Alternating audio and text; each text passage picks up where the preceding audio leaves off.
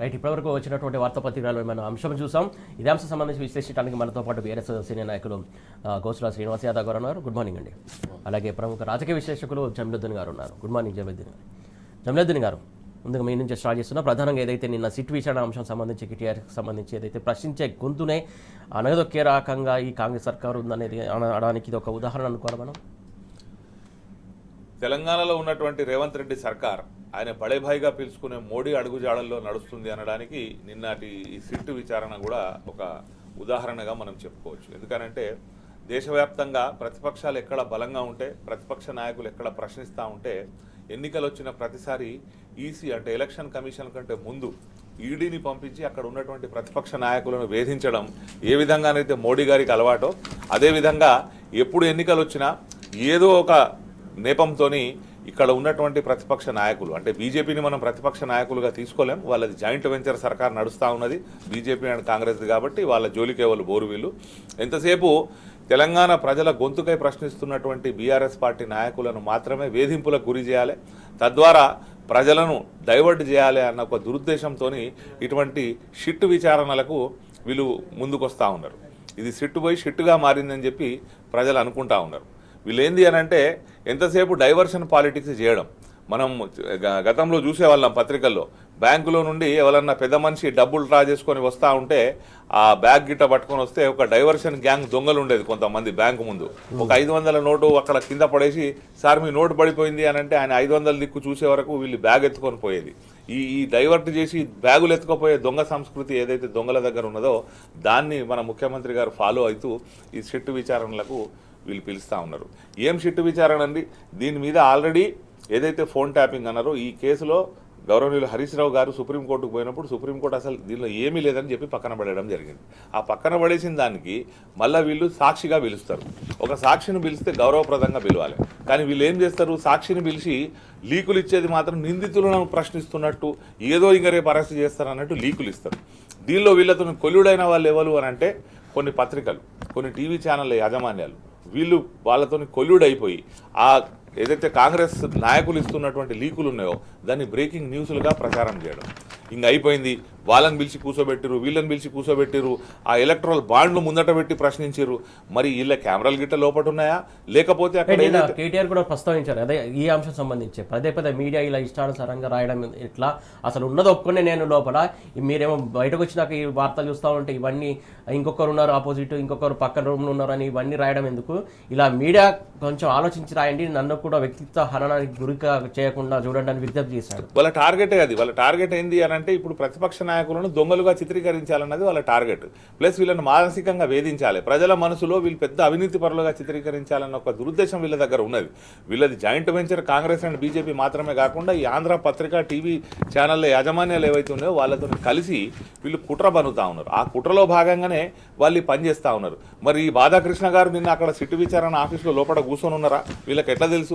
లేదు, మరి ఈ సిట్టు ఆఫీస్ నుండి ఏదైనా గాంధీ భవన్కో లేకపోతే ఇంకేదైనా ఆంధ్రజ్యోతి పత్రికకో టీవీ ఛానల్కో ఏదైనా లైవ్ నడిచిందా? మరి వీళ్ళు లోపల నడుస్తున్నట్టు ఫలాలను పిలుచుకొని వచ్చారు, ఇక కూర్చోబెట్టిరు, ఇక కేసీఆర్ గారు చెమటలు పడుతున్నాయి, హరీష్ రావు గారికి చెమటలు పడుతున్నాయి అని చెప్పి ఏదైతే వీళ్ళ బ్రేకింగ్ న్యూస్లు ఇచ్చే పద్ధతి ఉందో ఇది 100% తప్పు. దీనికి ఈ పత్రికల ఎథిక్స్ ఏవైతే ఉన్నాయో ఈ ఎథిక్స్కు విరుద్ధంగా వీళ్ళు కనీసం నైతికత లేకుండా ఈ టీవీ ఛానళ్ళు పత్రికలు వ్యవహరిస్తూ ఉన్నాయి. ఇది మొదటిసారి కాదు. వీళ్ళకి అలవాటు ఏంటి అని అంటే రేవంత్ రెడ్డి గారికి గతంలో కేసీఆర్ గారి ప్రభుత్వం ఉన్నప్పుడు కొన్ని యూట్యూబ్ గొట్టాలను ముందట పెట్టుకొని విపరీతమైన దుష్ప్రచారం చేసి అధికారంలోకి వచ్చిండు. కాబట్టి ఇప్పటికి కూడా ఆయన అదే అనుకుంటా ఉన్నాడు. ఇప్పుడు యూట్యూబ్ల నుంచి ఆయనకు కొంచెం ప్రమోషన్ వచ్చింది.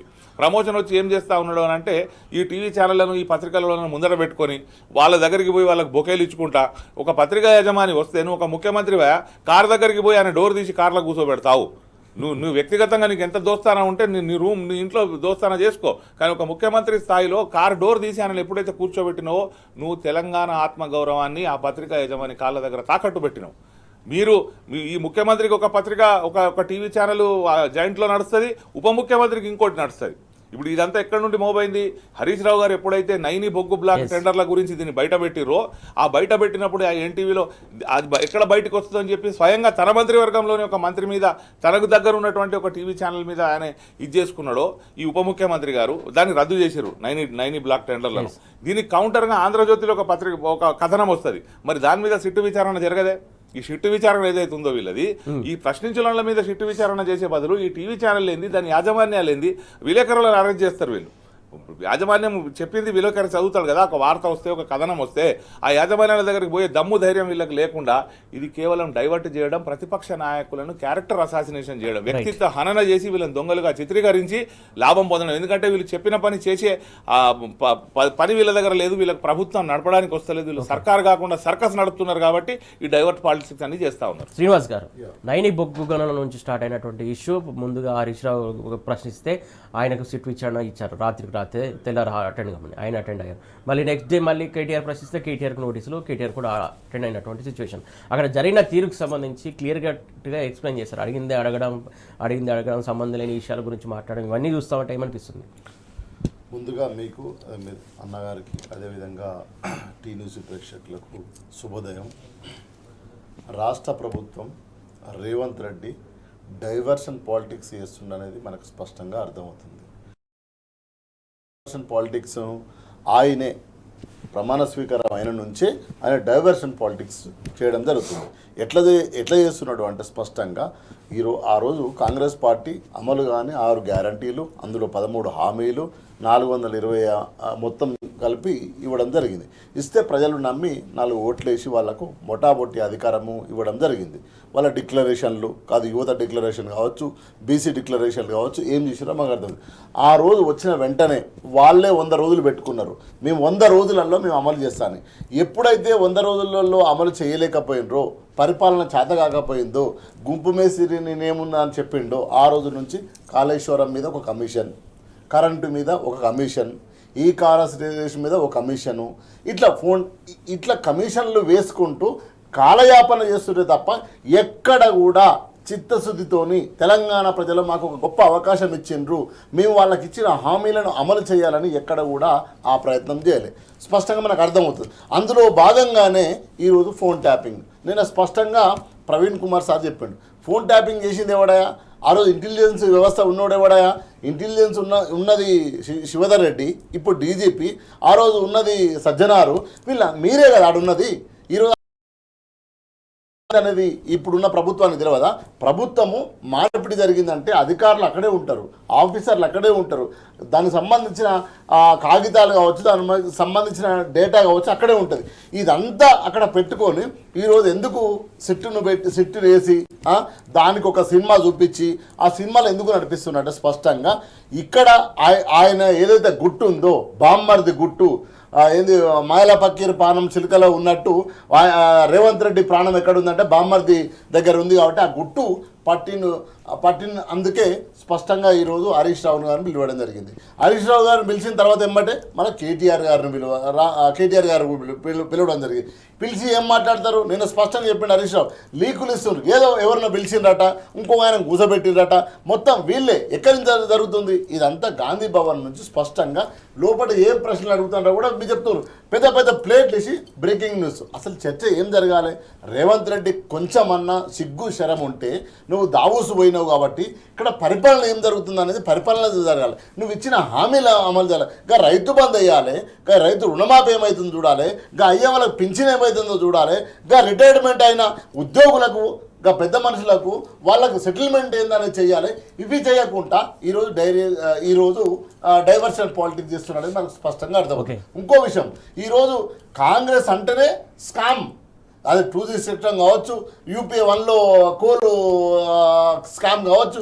అసలు స్కామ్లకి care of hospitals Congress party కదా. మనం అక్కడి నుంచి చూసుకుంటే, ఢిల్లీ నుంచి చూసుకుంటే ఈయన వరకు కోల్ స్కామ్ ఎవరు చేసిండ్రు? కాంగ్రెస్ పార్టీ చేసింది యూపీఏలో 1లో. అదేవిధంగా ఇప్పుడు ఎవరు చేస్తుండ్రు? కాంగ్రెస్ చేస్తుంది. వాళ్ళే నేర్పుతున్నారు. రేవంత్ రెడ్డి వాళ్ళకి నేర్పుతున్నాడు, వాళ్ళు వీళ్ళకి నేర్పుతున్నారు. సో కాబట్టి వాళ్ళ స్కాములు బయట పెట్టినందుకు మాట్లాడితే మూసేస్తాం, నిలదీస్తే నోటీసులు ఇస్తాం. ఈరోజు స్పష్టంగా బీఆర్ఎస్ పార్టీకి తెలంగాణ ప్రజలు ప్రతిపక్ష హోదా ఇచ్చిండ్రు, ప్రతిపక్ష బాధ్యత ఇచ్చి నువ్వు ప్రజల వైపు నుండి కొట్లాడు, ప్రజల వైపు నుండి ప్రశ్నించు, వాడు 6 గ్యారంటీలు ఇవ్వకపోతే వారు కర్రు కాల్చి వాద పెట్టు కాంగ్రెస్ అని చెప్పారు. ఆ పాత్ర పోషిస్తున్నారు స్పష్టంగా. అంతేగాని వేరే కాదు కదా.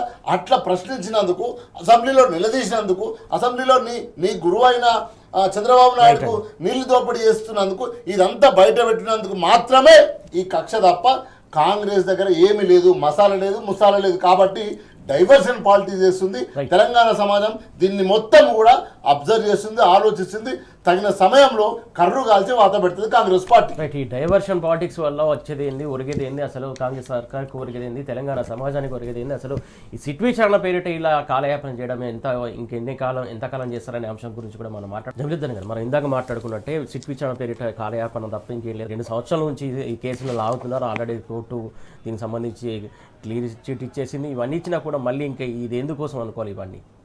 వాళ్ళు పని చేసింది చెప్పుకోవడానికి ఏం లేదండి. ఇప్పుడు ప్రజలకు వాళ్ళు 6 గ్యారంటీలు ఏదైతే వాళ్ళ 420 హామీలు ఉన్నాయో ఇవన్నీ కూడా 100 రోజుల్లో చేస్తామన్నారు. అవసరమైతే ఈ 6 గ్యారంటీల కొరకు అసెంబ్లీలో చట్టం చేస్తామన్నారు.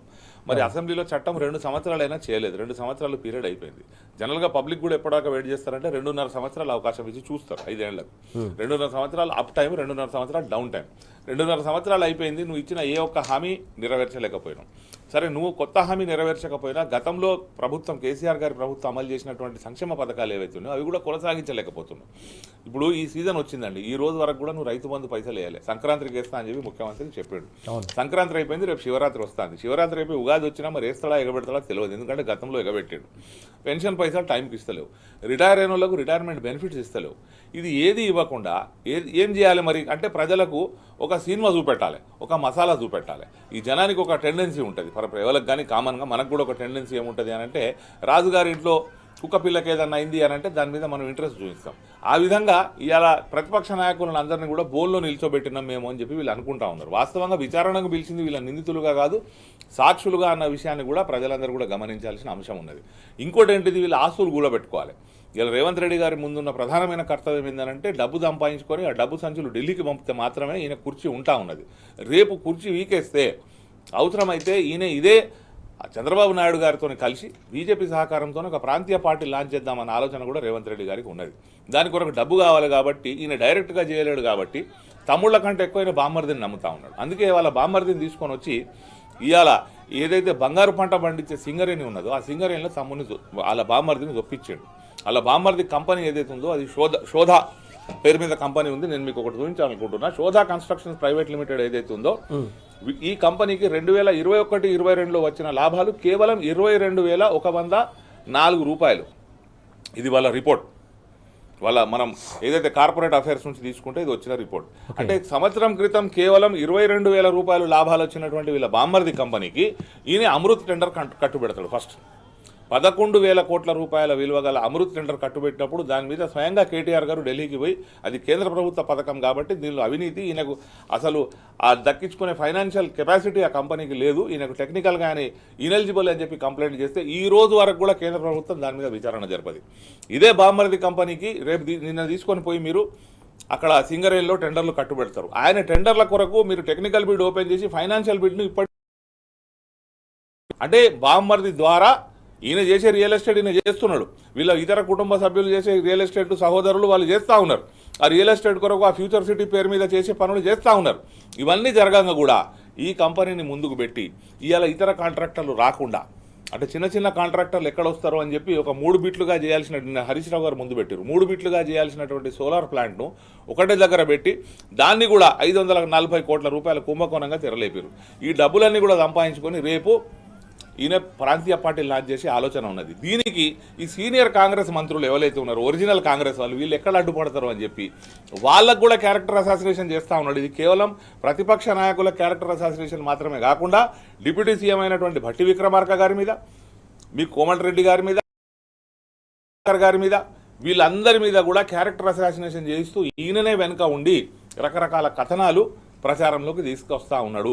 వీళ్ళు ఏమి చేయలేక వీళ్ళు ఒత్తుకుంటారు, వీళ్ళు పిసుక్కుంటారు తప్ప ఆయనని ఎదిరించలేకపోతున్నారు. ఎందుకనంటే ఈ మూటలు ఎప్పటికప్పుడు ఢిల్లీకి పోతా ఉన్నాయి కాబట్టి ఆయన చేయలేకపోతున్నాడు అనేది అర్థమవుతా ఉన్నది.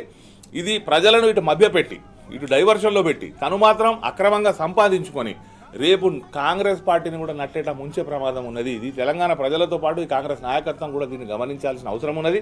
ప్రజలకు అర్థమైపోయింది ఇది ఏం లేదు, ఇది ఒక సీరియల్ లాగా నడుపుతారు. కాళేశ్వరం కమిషన్ అన్నారు, 2 సంవత్సరాలు హడావుడి చేశారు, చివరి కేసీఆర్ గారిని కూడా పిలిపించారు. ఏమైంది కాళేశ్వరం కమిషన్ ఎక్కడ దాకా వచ్చిందంటే ఏమీ లేదు. ఈ సిట్టు విచారణ అన్నారు, దీంతో ఏమీ ఒరగది, దీనికి అవుట్కమ్ ఏమీ ఉండదు. ఎందుకనంటే ఎవరైతే మంత్రులు ఉన్నారో ఎవరైతే ముఖ్యమంత్రి ఉన్నారో వారికి ఏం సంబంధం ఉంటుందండి ఫోన్ ట్యాపింగ్తోని? ఒకవేళ ఫోన్ ట్యాప్ చేసి ఉంటే ప్రభుత్వానికి ఫస్ట్ అయితే అధికారం ఉన్నది, ఎవరైతే ఇంటెలిజెన్స్ డిపార్ట్మెంట్ ఉన్నదో వాళ్ళు చేయొచ్చు. ఇంతకు మీద ఒక సాఫ్ట్వేర్ తెప్పించారు ఇజ్రాయెల్ నుంచి అని చెప్పి బీజేపీ మీద ఆరోపణలు చేసిరు, అది సుప్రీంకోర్టు దాకా పోయింది. ఏమైంది దానిలో? పెగాసెసెస్లో కానీ చర్యలు ఈ ఫోన్ ట్యాపింగ్లో ఏమవుతాయి? ఒకవేళ ఏదన్నా అయినా ఒకవేళ తప్పు చేసి ఉంటే ఆ పోలీస్ డిపార్ట్మెంట్ చేసి ఉంటుంది. ఎందుకంటే it is the duty of the intelligence వాళ్ళు సమాచారం సేకరించి, ఎందుకంటే ఉగ్రవాదులు ఉండొచ్చు, చట్ట వ్యతిరేక శక్తులు ఉండొచ్చు, గ్యాంగ్స్ ఉండొచ్చు, వాళ్ళ సమాచారం అంతా కూడా తీసుకొని ఎప్పటికప్పుడు ముఖ్యమంత్రి గారికి వివరించాల్సిన బాధ్యత ఇంటెలిజెన్స్. ముఖ్యమంత్రి చెప్పడు ఫలానులది చేసుకోరమ్మని, సమాచారం సేకరించి ఇచ్చే బాధ్యతలో భాగంగా వాళ్ళేమైనా తప్పులు చేసి ఉంటే వాళ్ళు జిమ్మదారు అవుతారు తప్ప ఈ ప్రతిపక్ష నాయకులను బాధ్యులను చేసే ప్రయత్నం ఏదైతుందో ఇది ప్యూర్లీ డైవర్షన్ పాలిటిక్స్, ఇది దిగజారుడు రాజకీయం. వీళ్ళు చెప్పిన పని చేసే సత్తా వీళ్లకు లేకుండా వీళ్ళను ఇవాళ ప్రజలను మభ్యపెడతా ఉన్నారు, ప్రతిపక్ష పార్టీలను వేధిస్తూ ఉన్నారు. కానీ ఇదంతా కూడా ప్రజలు గమనిస్తున్నారు. వీళ్ళ కొరకు ఇంకొక 6 నెలలు చూస్తారు ప్రజలు, 2.5 సంవత్సరాలు. ఆ తర్వాత ఎప్పుడైనా ఈ రేవంత్ రెడ్డి ప్రభుత్వాన్ని ఇదే ఏదైతే ఒరిజినల్ కాంగ్రెస్ వాళ్ళు ఉన్నారో వాళ్ళ ప్రభుత్వాన్ని పడగొట్టే అవకాశం కూడా ఉన్నదని చెప్పి నేను అనుకుంటా ఉన్నాను. శ్రీనివాస్ గారు, ప్రధానంగా ఈ టెండర్కి సంబంధించి చూసుకున్నట్టయితే దాదాపు 7 సార్లు వాయిదా వేసినట్లు మనకు సమాచారం ఉన్నటువంటి అంశం. 7 సార్లు అంటే ఇన్నిసార్లు వాయిదా వేసినటువంటి అవసరం ఏముంది అసలు ఇందులో? స్పష్టంగా ఈరోజు తెలంగాణ మీద కుట్ర పన్నుతున్నారు ముగ్గురు. స్పష్టంగా ఒకటేమో నరేంద్ర మోడీ, 2 మన చంద్రబాబు నాయుడు గారు, 3 వచ్చేసి రేవంత్ రెడ్డి. ఎట్లా అంటే ఈరోజు ఇంత స్కామ్ జరుగుతుందని ప్రతిపక్ష పార్టీగా ఒక డిప్యూటీ ఫ్లోర్ లీడర్గా హరీష్ రావు గారు చెప్పడం జరిగింది. సో జరిగితే ఎవరండి ఇమ్మీడియట్లీ స్పందించాల్సింది? ఈరోజు ఆ కేంద్ర బొగ్గు శాఖ మంత్రి. ఎవరా కేంద్ర బొగ్గు శాఖ మంత్రి అంటే మన కిషన్ రెడ్డి గారు, తెలంగాణ కిషన్ రెడ్డి గారు. కిషన్ రెడ్డి గారు మరి ఇప్పటివరకు మాట్లాడినరా? ఇంత పెద్ద స్కామ్ జరుగుతుంటే ఆ స్కామ్ను ఒక ప్రతిపక్ష పార్టీ హోదాలో బీఆర్ఎస్ పార్టీ బయటికి చెప్తే ఈరోజు ఇప్పటి వరకు కూడా కిషన్ రెడ్డి గారు ఎందుకు స్పందించట్లేదు అంటే స్పష్టంగా బీజేపీ అండ్ కాంగ్రెస్ కలిసే ప్రతిపక్ష పార్టీగా ఉన్న ప్రజల గొంతుకైన బీఆర్ఎస్ నాయకుల పైన, ఇటు హరీష్ రావు పైన, ఇటు కేటీఆర్ పైన, కేసీఆర్ పైన ఇలాంటి నోటీసులు ఇచ్చి ఆగమాగం చేస్తున్నది అర్థమవుతుంది. ఎవరి కోసం ఇదంతా? ఈ బొగ్గు స్కామ్ ఎవరి కోసం? ఇంతకుముందు అన్నగారు చెప్పినట్టు ఆయన సొంత పార్టీ, రేపు బీజేపీలో పోతాడో, ఇంకో దాంట్లో పోతాడో, గంగలో పోతాడో, గోదాట్లో పోతాడో, కానీ ఆయన బాంబార్దికి మూటలు జమ చేసి కొత్త పార్టీ పెట్టుకోవాలని ఆలోచన చేస్తాడు. కానీ ఈరోజు తెలంగాణ వచ్చిన తర్వాత ఏం చేయాల్సి ఉండే? నువ్వు అధికారం ఇచ్చినాక ఏం చేయాలి? నువ్వు ఇచ్చిన గ్యారంటీలు అమలు చేయాల్సి ఉండే, నువ్వు ఇచ్చిన మాటలు డిక్లరేషన్లు అమలు చేయాల్సి ఉండే. బీసీ డిక్లరేషన్ ఏం చేసినావు? గంగల కలిపినావు. ఈరోజు రిజర్వేషన్లు గత ప్రభుత్వం కంటే 2-3% తక్కువ ఇచ్చినమ్మా. బీఆర్ఎస్ పార్టీ కేసీఆర్ గారి నాయకత్వంలో ఇచ్చిన దానికంటే తక్కువ ఇవ్వడం జరిగింది. అదేవిధంగా ఏది చూసుకున్నా నువ్వు ఈరోజు ఏదైతే ఇచ్చినావో ఏది కూడా ప్రజలకు ఇచ్చిన హామీ ఒక్కటి కూడా అంటే ఒకటి అమలు పరచకుండా ఈరోజు నీ స్కామ్ ఏదైతే భూముల స్కాము, ఏదైతే మన ఫీల్డ్ భూముల స్కాము, అదేవిధంగా ఇప్పుడు బొగ్గు స్కాము, అదేవిధంగా సోలార్ స్కాము, ఈ అన్ని స్కాములు చేస్తూ ఈరోజు కాంగ్రెస్ పార్టీ స్పష్టంగా తెలంగాణ ప్రజల ముందు దొరికిపోతుంది. ప్రతిపక్ష పార్టీ స్పష్టంగా గుర్తుపడుతుంది, వాళ్ళని నిలదీస్తుంది, వాళ్ళ హౌస్లో ఇటు ప్రజలలో నిలదీస్తుంది. ఎంత అధ్వానంగా సురేష్ గారు పిల్లలకు పట్టడి అన్నం పెట్టుకోలేకుండా పరిపాలిస్తున్నాడు రేవంత్ రెడ్డి. ఏమన్నా ప్రభుత్వం ఇది? రిటైర్మెంట్ అయిన ఉద్యోగులకు సెటిల్మెంట్ చేస్తలేడు. నువ్వు యువత డిక్లరేషన్ అన్నావు, రమ్మను రాహుల్ గాంధీని, రమ్మను ప్రియాంక గాంధీని సరూర్ నగర్ స్టేడియంలో డిక్లరేషన్ చేసిపోయావు కదా. ఏవి 2 లక్షల ఉద్యోగాలు? ఈ మేధావులంతా ఏడబోయినరు? పదవులు రాగానే పెదవులు మోసుకున్నారా అనేది అర్థమవుతుంది కదా. నేనేమంటున్నా స్పష్టంగా ఈరోజు ఇప్పటికైనా దమ్ముంటే నువ్వు విచారణ ఎందుకు ఆదేశిస్తలేవు? కోల్ మైన్ మీద ఎందుకు కిషన్ రెడ్డి మాట్లాడతలేవు? అంటే తెలంగాణ పైన అదేవిధంగా కుట్ర జరుగుతుంది. ఆ కుట్రలో మోడీ, అదేవిధంగా చంద్రబాబు నాయుడు, రేవంత్ రెడ్డి ఉన్నాడనేది స్పష్టంగా అర్థమవుతుంది. ఒకవైపు ఏమో మోడీ చంద్రబాబు నాయుడుకు సహకరిస్తూనే రేవంత్ రెడ్డి పనిచేస్తూనే నీళ్లను దోసే ప్రయత్నం చేస్తాడు. 10 రోజులు చంద్రబాబు నాయుడు ఇటువైపు చూడలే, ఇటువైపు మాట్లాడలే.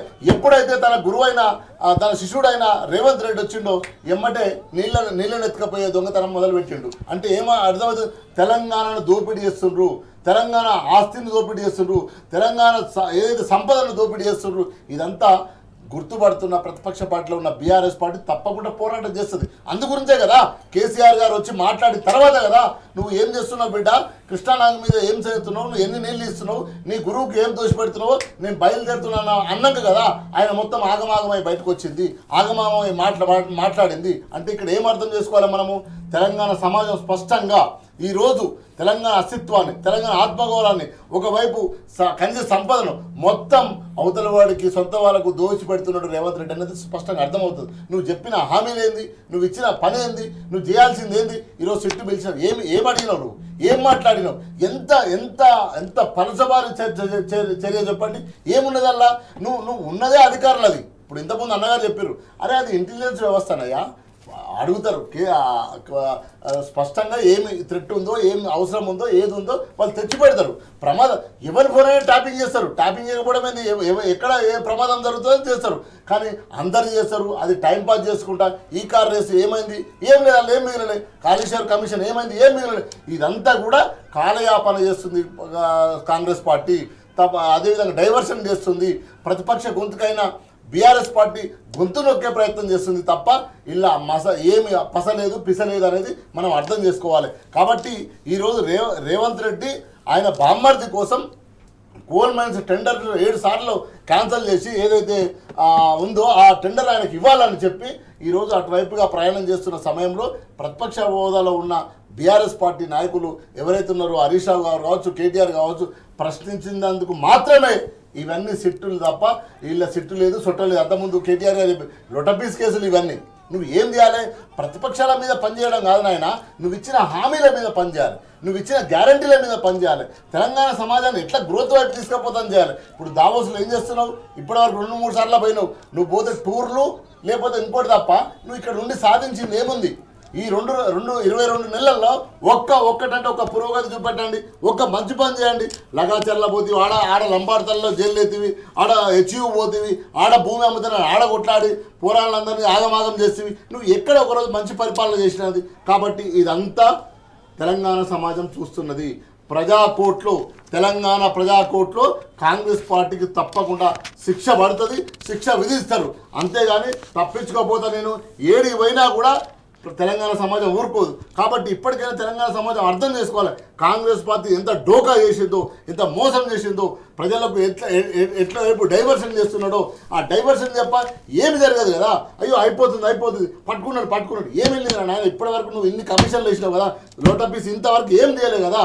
అంటే నువ్వు డైవర్షన్ పాలిటిక్స్ చేస్తున్నావు, మోసం చేస్తున్నావు. నీ సొంత అన్నదమ్ములకు, నీ బాంబార్దికి కోట్లాది రూపాయలు, వేలాది కోట్ల రూపాయలు సంపాదించే ప్రయత్నం చేస్తున్నావు తప్ప తెలంగాణ సమాజానికి ఇచ్చిన గ్యారంటీలు, ఇచ్చిన ఏదైతే ఉన్నాయో ఒక్కటంటే ఒకటి అమలు చేయడానికి పనిచేస్తలేదు. స్పష్టంగా మనకు అర్థం చేసుకోవాలి. రైట్. మొత్తానికి ఇచ్చినటువంటి హామీలకు సంబంధించి అమలు కూడా కాంగ్రెస్ సర్కార్ ముందుకు రావట్లేదు. ప్రధానంగా కాంగ్రెస్ సర్కార్ అంటేనే స్కామ్ల సర్కార్ అని చెప్పేసి శ్రీనివాస్ గారు ఆరోపిస్తున్నటువంటి అంశం. ఇంకా వేద్దన్ గారు, సింగరేణిలో ఇంకా బొగ్గు స్కామ్ అనుకున్నాం, ఇంకా మరొక స్కామ్ కూడా తెర మీదకి వచ్చినటువంటి అంశం, ఏదైతే సోలార్ సంబంధించినటువంటి అంశం. దానికి సంబంధించి దాదాపు 540 కోట్ల స్కామ్ అంటూ హరీష్ రావు ఆధారాలతో సహా చూపించినటువంటి అంశం. ఏంటి స్కామ్ల సంగతి అసలు? సింగరేణి అంతా కూడా స్కాములమయమైంది. ఎప్పుడైతే కాంగ్రెస్ను స్కామ్ నేషనల్ మీడియాలో కూడా వీళ్ళు స్కామ్ రేస్ అంటే ఏ అవకాశం దొరికితే ఆ అవకాశంలో స్కామ్ చేయడం ఈ కాంగ్రెస్ పార్టీకి అలవాటు. కాబట్టి ఇప్పుడు వాళ్ళ కన్ను సింగరేణి మీద పడ్డది. ఇక్కడ ఉన్న ఫార్మాసిటీ భూములు అయిపోయినాయి, రియల్ ఎస్టేట్ అయిపోయింది. ఇంకా సింగరేణికి వచ్చి మా కరీంనగర్ జిల్లా రామగుండంలోనే దీనికి తెరలేపారు. అక్కడ యాక్చువల్గా ఏంది అని అంటే దాదాపు 140 మెగావాట్ల కరెంట్ ఉత్పత్తి చేయాలనేది ఉద్దేశం.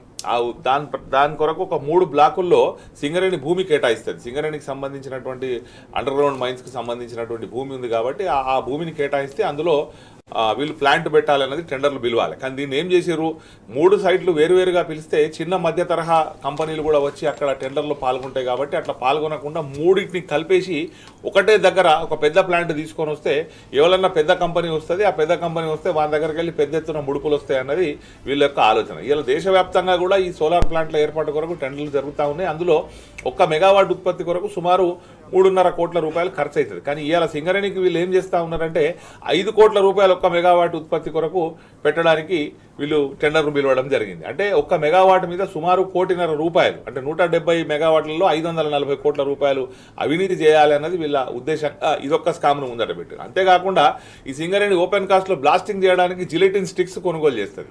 ఆ జిలిటిన్ స్టిక్స్ మార్కెట్లో ఉన్న రేటు కంటే కూడా 30% ఎక్కువ కొనుగోలు చేయాలని చెప్పి కూడా ఒత్తిడి. దానికి పాపం ఒక జిఎం గారు నేను సంతకం పెట్టానంటే ఆయనను పంపించేసి అక్కడికి ఆయన లీవ్ పెట్టి వెళ్ళిపోయాడు, నేను ఈ అవినీతిలో నేను భాగస్వామిని కాలేనని చెప్పి.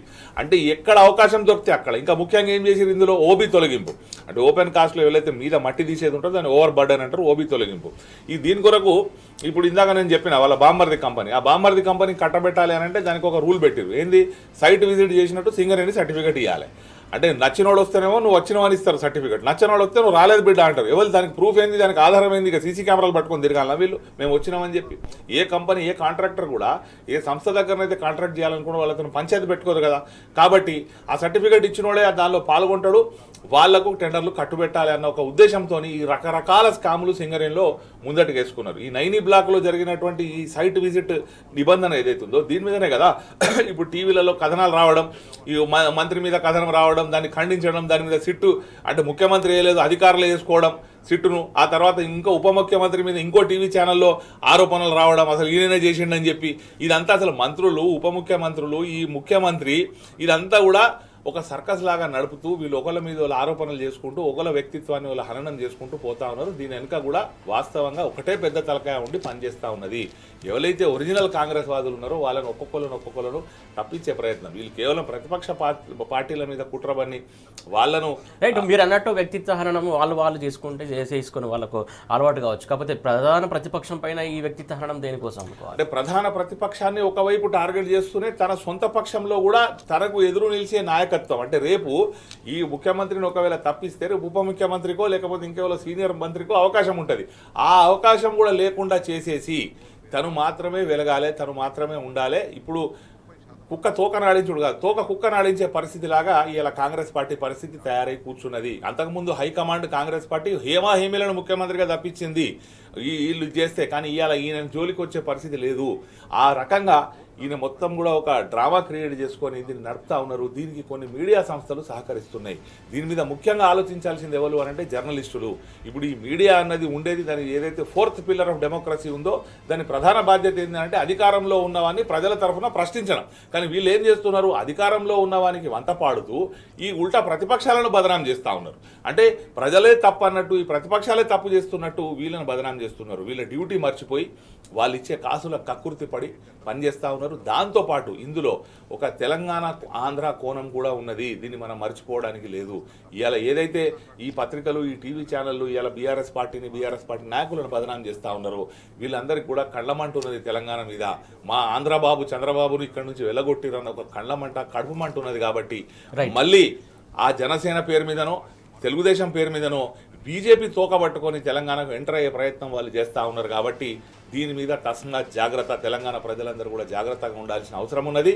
ఈ ఎవరైతే ఇదంతా కూడా వండి వార్చి ఇటువంటి డైవర్ట్ పాలసీకి చేస్తూ ఉన్నారు దీని పట్ల అప్రమత్తంగా ఉండి వాస్తవంగా తెలంగాణ ఆత్మగౌరవాన్ని ఎవరు కాపాడగలుగుతారు, తెలంగాణ యొక్క ప్రయోజనాలను ఎవరు కాపాడగలుగుతారు, తెలంగాణ ప్రజలకు కష్ట నష్టాలు వస్తే వారి తరఫున ఎవరు పోరాటం చేస్తారు, తెలంగాణ నీళ్ళకి ఇబ్బంది వస్తే ఎవరు పోరాటం చేస్తారు, తెలంగాణ నిధులకు ఇబ్బంది వస్తే ఎవరు పోరాటం చేస్తారు అన్నది తెలంగాణ ప్రజలకు తెలుసు. అది 100% కేసీఆర్ గారి నాయకత్వంలో బీఆర్ఎస్ పార్టీ చేస్తుందని తెలుసు. కాబట్టి వారికి అండగా నిలబడితేనే తెలంగాణకు భవిష్యత్తు ఉంటుంది. లేకపోతే అంతిమంగా తెలంగాణ అస్తిత్వాన్ని కబలించే కుట్ర జరుగుతూ ఉన్నది ఈ మీడియా మరియు రేవంత్ రెడ్డి జాయింట్ వెంచర్లు అన్నది వీళ్ళు గమనించాలని చెప్పి నేను కోరుతా ఉన్నాను. శ్రీనివాస్ గారు, ప్రధానంగా స్కామ్ల మీద స్కామ్లు, ఇటు సోలార్ స్కామ్, అటు గనుల స్కామ్, ఇంకా చాలా స్కామ్లు ఉన్నాయి. ఇంకా రానివి ఇంకెన్ని ఉన్నాయో అనుకోవాలి.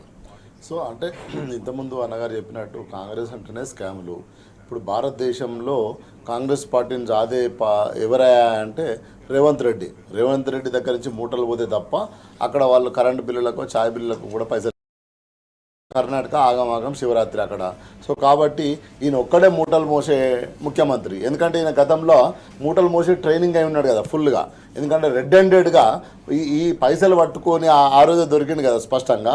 తెలంగాణ సమాజం ముంగట ఓటుకు నోటు కేసులో దొంగలాగా ఒక ఎమ్మెల్యేని కొనడానికి పోయి డబ్బులు పట్టుకొని డబ్బులు బయట తీస్తాంటే ఆడ కూర్చొని దొరికినాయనే. కాబట్టి ఈయన పంపితే వాళ్ళకు డబ్బులు తప్ప వేరేది లేదు. కాబట్టి ఇంకేం చేయాలి మరి రేవంత్ రెడ్డి స్పష్టంగా హామీలను ఎమ్మెల్యేలు పక్కన పెట్టి స్కాములు చేయమనే ఢిల్లీ నుంచి మాట్లాడుతుంది. దీని మీద ఇమ్మీడియట్లీ రెస్పాండ్ కావాల్సింది రాహుల్ గాంధీ. ఎందుకు మాట్లాడవు రాహుల్ గాంధీ? ఈరోజు ఇంత పెద్ద స్కామ్ బయటికి తీస్తే నువ్వు దీని మీద స్పందించాలి కదా, నీ ముఖ్యమంత్రి కదా, మరి చేయమని చెప్తున్నావా? అదనే చెప్పు, కనీసం వచ్చి మేము చేయమని చెప్తున్నామని అక్కడి నుంచే ప్రెస్ మీట్ పెట్టి మాట్లాడు.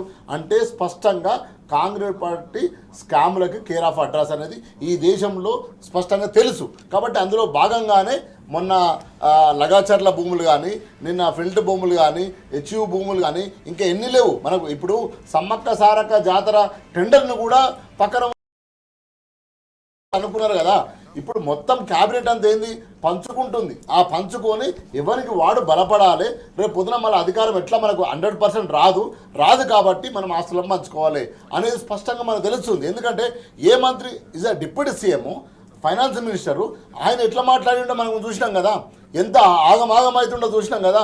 వాళ్ళే చెప్తున్నారు కదా స్కామ్లలో ముఖ్యమంత్రి ఏమో ఉప ముఖ్యమంత్రి ఉన్నాడని చెప్తున్నాడు, ఉప ముఖ్యమంత్రి ఏమో రేవంత్ రెడ్డి బాంబడుతున్నాడు అని చెప్తున్నాడు. ఒకవైపు ఏమో సురేఖ బిడ్డ ఏంది ఆయన రెడ్డి ఉన్నాడని చెప్తుంది. సో వీళ్ళందరూ ఏంది మొత్తము వీళ్ళు పంచుకునే కాడ కుట్ర జరుగుతుంది తప్ప, తన్నుకుంటారు తప్ప పరిపాలన ఎట్లా చేయాలనేది ఇప్పటివరకు అర్థమవుతలేదు. ఇదంతా ఎవరి కోసము? ఇది ఢిల్లీ పెద్దలను మెప్పించి, అదేవిధంగా ఇంతకుముందు అన్నగారు చెప్పినట్టు అవసరం ఉంటే బీజేపీతోని ఎంటర్ అయ్యి, సో బీజేపీలకైనా ఎంట్రీ అయిపోయి మనం బీజేపీ నుంచి అయినా మళ్ళీ నేను నిలబడాలనే ఉద్దేశంతో ఇదంతా రేవంత్ రెడ్డి చేస్తున్నాడు. అంటే తెలంగాణ సమాజం గుర్తించాల్సింది ఏంటంటే బీజేపీ, ఇంతకుముందు అన్నగారు చెప్పాడు, బీజేపీ మీద ఎక్కి మోడీ దానికి సహకరిస్తున్నాడు స్పష్టంగా. బీజేపీ మీద ఎక్కి జనసేన చంద్రబాబు నాయుడు కలిసి మళ్ళీ ఆంధ్రలో ఎంటర్ కాబోతున్నారు. అందుకోసమే అందుకు భాగంగానే మొన్న ఖమ్మంలో సిగ్గు లేకుండా రేవంత్ రెడ్డి మాట్లాడాడు. ఒక ముఖ్యమంత్రి అసలు చరిత్ర తెలియదు, చదువుకోలేదు, ఆయనకు మూటలు మోసే వచ్చిండు రియల్ ఎస్టేట్ రేవంత్ రెడ్డి. అంతకంటే నీ టీడీపీ పార్టీ పుట్టిందే ఆ రోజు అంజయ్యను రాజీవ్ గాంధీ అవమానిస్తే టీడీపీ పుట్టింది. ఈరోజు ఏమంటాడంటే ఇది అవమానించారు కాబట్టి మనం టీడీపీ బీఆర్ఎస్ గద్దెలను కూల్చివేయాలి, మళ్ళీ టీడీపీ రెపరెపరాలి. ఎవరు ముఖ్యమంత్రి ఆయన? నువ్వు ఏ పార్టీ నుంచి ముఖ్యమంత్రి? కాంగ్రెస్ ముఖ్యమంత్రి, టీడీపీ ముఖ్యమంత్రి? అంత కుక్కలాగా ఎందుకు నాలుగు నాకుతున్నావు, చెప్పులు బూట్లు నాకుతున్నావు? ఇంకా ఆంధ్రలో ఇంకా చంద్రబాబు నాయుడు ఎందుకు నాకుతుంటే నీ గురువు కోసం, నీ గురువుకు సంబంధించిన మీడియా కోసం, నీ గురువుకు సంబంధించిన ఎవరైతే ఉన్నారో షాడో టీం కోసం అనేది స్పష్టంగా తెలంగాణ సమాజం గుర్తుపెట్టుకోవాలి, ఆలోచించాలి. ఎందుకంటే ఈరోజు మళ్ళీ చంద్రబాబు నాయుడు ఎంట్రీ కాబోతున్నాడు. ఎందుకంటే 15 సంవత్సరాలు ఆ బాధ ఏందో తెలుసు. 98, 99, 2000లో ఇక్కడ జై తెలంగాణ అంటే నక్సలెట్లా అని చెప్పి కాల్ చేసిన చంద్రబాబు నాయుడును ఆ రోజు కేసీఆర్ గారు బయటికి వెళ్ళి డిప్యూటీ స్పీకర్ బయట పడేసి నీకు రాజీనామా చేసి తెలంగాణ 15 ఏళ్ళు కొట్లాడితే కదా తెలంగాణ తెచ్చుకుంది. ఎంతమంది అమరవీరులు, ఎంతమంది అడ్డుపడ్డరు, నీ చంద్రబాబు నాయుడే కదా పానాలకు తీసింది ఇక్కడ. సో అట్లాంటి చంద్రబాబు నాయుడు మళ్ళీ పట్టుకొచ్చే కుట్ర చేస్తున్నాడు. ఎంత ప్రమాదమైన హెచ్చరికలు చూడండి. ఒకవైపు బీజేపీ, ఒకవైపు జనసేన. వాడు ఏం మాట్లాడాడు? మొత్తం ఆగం చేస్తామని చెప్పి మాట్లాడిండు ఆ రోజు తెలంగాణ ఉద్యమంలో. ఎక్కడన్నా తెలంగాణలో జై తెలంగాణ అన్నాడా? రేవంత్ రెడ్డి అనలేదు, చంద్రబాబు నాయుడు అనలేదు, పవన్ కళ్యాణ్ అనలేదు, బీజేపీ పార్టీ అనలేదు. కానీ ఈరోజు నలుగురు కలిసి మళ్ళీ వచ్చే ప్రయత్నం చేస్తారు. సో ఈ కుట్రను గమనించకపోతే మళ్ళీ చంద్రబాబు నాయుడు అడిగిపెట్టే ప్రయత్నం చేస్తున్నాడు. తెలంగాణ సాధించుకున్నామనే కడుపు మంట రగిలిపోతుంది. ఎందుకంటే తెలంగాణలో ఏం లేదు. ఒక్క నిమిషం సురేష్ గారు, తెలంగాణ ఏం లేదు, వీళ్ళకి ఏం తినరాదు, పాడుకోరాదు, పండుకోరాదు, ఏం రాదు అని చెప్పిన వాళ్ళు ఈరోజు చంద్రబాబు కేసీఆర్ గవర్నమెంట్ వచ్చిన తర్వాత, మా బీఆర్ఎస్ ప్రభుత్వం వచ్చిన తర్వాత 10 ఏళ్లలో నెంబర్ 1 చేసినాం కదా. ఒక్క దాంట్లో నెంబర్ 1 కాదు, చెప్పుకుంటా పోతే రైస్ నుంచి డాక్టర్ల వరకు నెంబర్ 1 చేస్తే ఈరోజు చంద్రబాబు నాయుడే అక్కడ మాట్లాడిండు. 1 ఎకరం ఆడ 10 లక్షలు పోతే ఇప్పుడు ఇక్కడే అమ్మితే ఆడ 10 ఎకరాలు వస్తుందని, ఎకరం వచ్చే పరిస్థితి లేదని మాట్లాడిండు. అంటే నేనేమంటున్నా, అంత అభివృద్ధి అయిన తెలంగాణ మీద ఈరోజు చంద్రబాబు నాయుడు కన్నుబడ్డది, మోడీ కన్నుబడ్డది. అందు గురించి ఈరోజు రేవంత్ రెడ్డి అనే ఇక్కడ పెట్టుకొని వాళ్ళు ఎంట్రీ అయ్యే ప్రయత్నం చేస్తున్నారు. ఇది తెలంగాణ గమనించవలసిన ఉంది.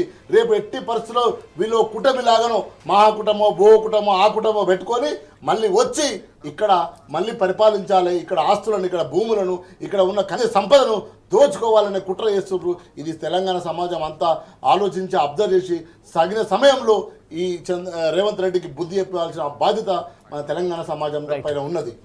రైట్, మరొకసారి తెలంగాణ పైన కుట్రలు పనడానికి అటు ఆంధ్ర కావచ్చు, ఇటు బీజేపీ కావచ్చు, ఇటు కాంగ్రెస్ కూడా కుట్రలు పనుతుందని చెప్పేసి ఆరోపిస్తున్నారు శ్రీనివాస్ గారు.